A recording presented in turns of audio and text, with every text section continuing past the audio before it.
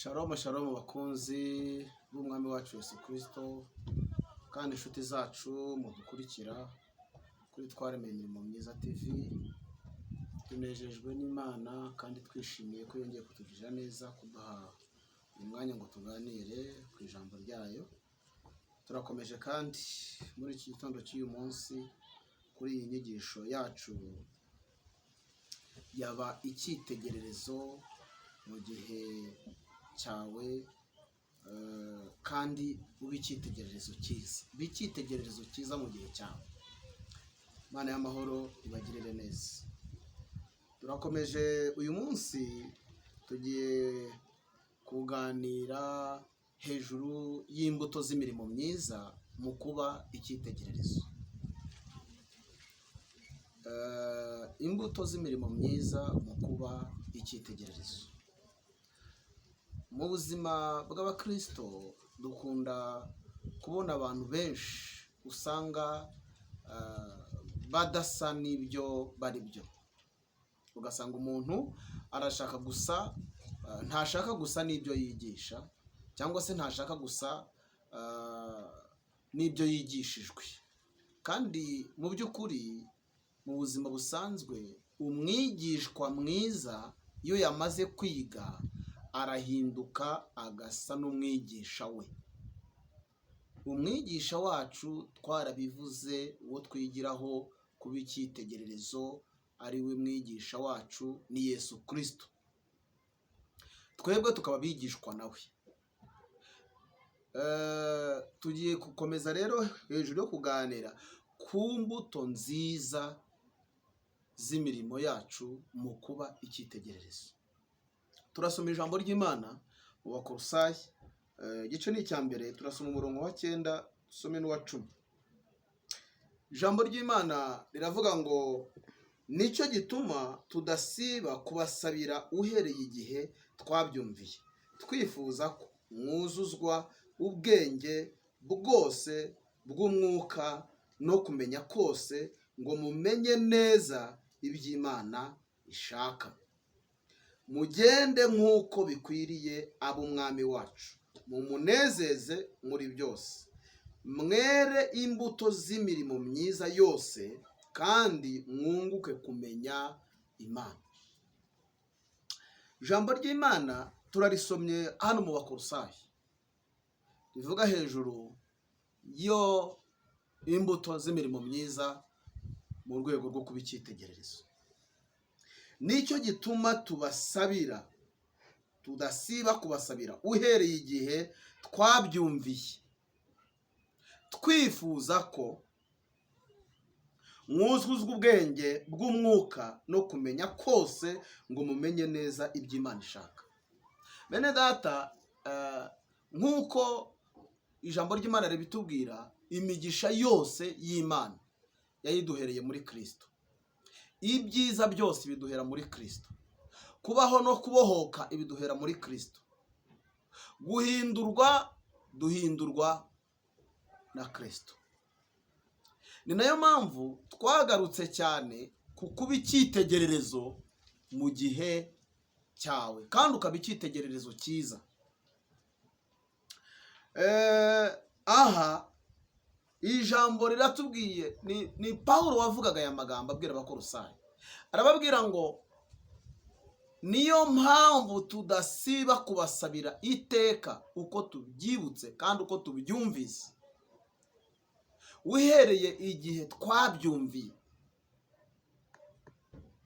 Arababwira ngo twifuza ko mwuzuzwa ubwenge bwose bw'umwuka. Kimwe mu bintu bidushoboza kwera imbuto z'imirimo myiza, kimwe mu bintu bidushoboza kuba icyitegererezo cyiza, ni ukwemerera umwuka wera kuba mu buzima bwacu. Umwuka wera ni ubumwigisha. Pawulo rero abisabira Abakolosayi, arababwira ngo bifuza ko mwuzura ubwenge bwose bw'umwuka. Ageze hepfo aravuga ngo no kumenya kose, ngo mumenye neza iby'Imana ishaka. Iby'Imana ishaka ni ibihe? irashaka ko tuba abashimwa, haba ari imbere yayo n'imbere y'abantu, tukayubaha, twarangiza tukanayubahisha,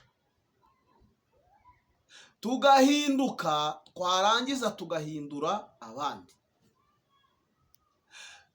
tugahindurwa na Kristo, twarangiza tukamubwiriza n'abandi bagahinduka nabo, bahinduwe n'imbuto nziza n'imirimo myiza n'ibyo batwigiyeho. Iby'Imana ishaka n'ibyo ngibyo, nuko tuba abantu bahindutse, twarangiza tugahindurwa n'ibyayo bikatwuzura, ijambo rya Kristo rikatwuzura, twamara guhinduka hanyuma abandi bakatwigiraho, tutagombye ngo niyo tutavuga ngo tugire amagambo tubabwira, ahubwo bareba imyitwarire yacu n'ubuzima bwacu bwa buri munsi, bikabatera guhinduka, bakifuza kuba abo turi bo. Ni igitangaza gikomeye kuba umuntu ari umukristo yarahindutse, ngahinduwe n'ijambo ry'Imana, akaza mu rusengero agasenga, akabwirizwa buri munsi, ariko akaba ari nta muntu n'umwe wakifuza gusa nawe, akaba ari nta muntu n'umwe wakifuza kumwigiraho, akaba ari nta kintu na kimwe bakwigiraho, yaba ari ikibazo gikomeye. Ageze hepfo ku murongo wa 10 ariho nagendereye cyane ko tuvuga, arangije arababwira ngo mugende nk'uko bikwiriye ab'umwami wacu. Ab'umwami wacu, umwami wacu ninde? Ni Yesu Kristo. Abe basa nawe, abe bavuga nkawe, abe bakora nkawe, abe bagenda nkawe, abe bahinduka nkawe. Ntangira nababwiye ngo umukristo mwiza cyangwa umwigishwa mwiza, iyo amaze kwigishwa agafata ibyo yigishijwe neza bikamucengera, arahinduka agasa n'umwigisha we, umwigisha. Iyo utari wagera ku rwego uhinduka ngo use n'umwigisha wawe, uba utari wafata neza ibyo wigishwa. Ariko iyo wamaze guhinduka ukumva neza ibyo wigishwa, ukabifata bikagucengera, uhinduka nk'umwigisha wawe. Mu byo uvuga nk'umwigisha wawe, mu byo ukora nk'umwigisha wawe, mu buzima bwawe bwa buri munsi uhindura imyitwarire yawe igahinduka nk'iy'umwigisha wawe. Rero Pawulo aravuga ngo mugende nk'ab'umwami wacu, mugende nk'ab'umwami, mugende nk'uko bikwiriye ab'umwami wacu. Ab'umwami wacu, umwami wacu ni Kristo, ubwami turimo ni ubwa Kristo. Iyo umuntu ari mu bwami akora iby'ubwo bwami, iyo umuntu ari munsi y'umwami ayoboka amahame y'umwami. Ese tugende nk'ab'umwami wacu Yesu Kristo. Umwami wacu Yesu Kristo, mbere ya byose wibaze ngo yagenda gate? Nubitora uyu munsi uragenda nkawe, nubitora uyu munsi urakora nkawe, nubitora uyu munsi urasa nawe, nubitora uyu munsi bari bukubonemo Yesu, kubera ni umwami wacu Yesu Kristo. Narababwiye ngo niwe mutoza wacu, niwe twigiraho tugakora ibye. Mu gihe utari wakora iby'uwo mutoza, ntabwo wari wasa n'umutoza wawe, ntiwari wasa nawe. Imana yacu nishimwe cyane. Bibiliya ijambo rya mugende nk'ab'umwami wacu Yesu, igikomeye mumunezeze muri byose, apana kimwe apana bibiri, mumunezeze muri byose. Muhindure ibyiyumviro, ibyo mukora, ibyo muvuga, uko mugenda, mubihindure muse n'umwami wacu Yesu Kristo, kugira ngo mumunezeze muri byose. Hepfo hakomeje haravuga ngo mwere imbuto z'imirimo myiza yose. Imirimo myiza, mwere imbuto z'imirimo myiza, mwere imbuto z'urukundo, mwere imbuto z'amahoro, mwere imbuto zo kubana n'abandi bantu bose amahoro, mwere imbuto zo gukunda bene data, mwere imbuto zo gusa na Kristo, mugaragaze mu bantu k'uwo mwakiriye abarimo, mugaragaze mu isi ko muhamya neza umwami mwizera, mwere imbuto z'imirimo myiza yose, mugirire bose neza, mufashe bose, musure bose, musangire byose na bose, muhindure abantu, mubahindure base n'ab'umwami wacu Yesu Kristo, mubahinduje uko namwe mwahindutse. Imana yacu nishimye cyane. Muse n'ab'umwami wacu Yesu Kristo, mugende nk'ab'umwami wacu Yesu Kristo. Ubanze wibaze ngo imirimo myiza yose ni iyihe? Nta yindi urahita wigira kuri Kristo Yesu. Narababwiye ngo niwe cyitegererezo cyacu. Ijambo ryakomeje hepfo riravuga ngo kandi mwunguke kumenya Imana. Nta kindi bitumarira iyo twera imbuto z'imirimo myiza, nta yindi nyungu twunguka. Iya mbere, tunezeza umwami wacu Yesu Kristo kuko tugenda nkabe. Icya kabiri, tukunguka kumenya Imana kuko iyo twakoze ibyo umwami wacu Yesu Kristo ashaka kandi yishimira, bidutwara kumenya Imana, bidutwara guhishurirwa kumenya Imana. Bene data, reka mbasabe mwemere kugenda nk'ab'umwami wacu. Petero we yaranditse aravuga ngo niba mwarasogongeye mukamenya ko uwo mwami wacu agira neza, nimumuhungireho, mumwigireho, mumugendereho, mumwubakireho, muzasingira kumenya Imana, muzasingira kumenya kose mu Mana. Shuti bavandimwe, mureke tugende nk'ab'umwami wacu. Uyu munsi ndagusabye ugende nk'uw'umwami wacu Yesu Kristo.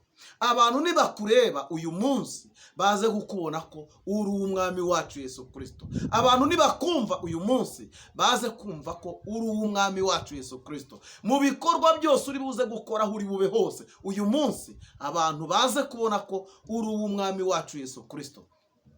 Nubikora utyo, Bibiliya ijambo ry'Imana riravuga ngo uzikizanya n'abakumva bose.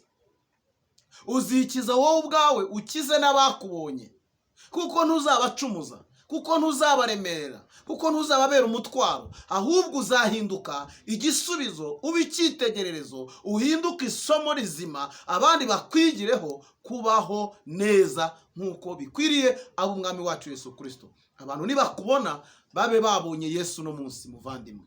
Abantu nibakumva bamere nk'abumvise Yesu uyu munsi. Abantu nibakureba bamere nk'ababonye Yesu uyu munsi. Imana y'amahoro ikugirire neza, Imana y'amahoro igufashe, wamamaze ishusho ya Kristo aho uri bunyure hose, kugira ngo ugaragare nk'icyitegererezo cyiza cya Kristo.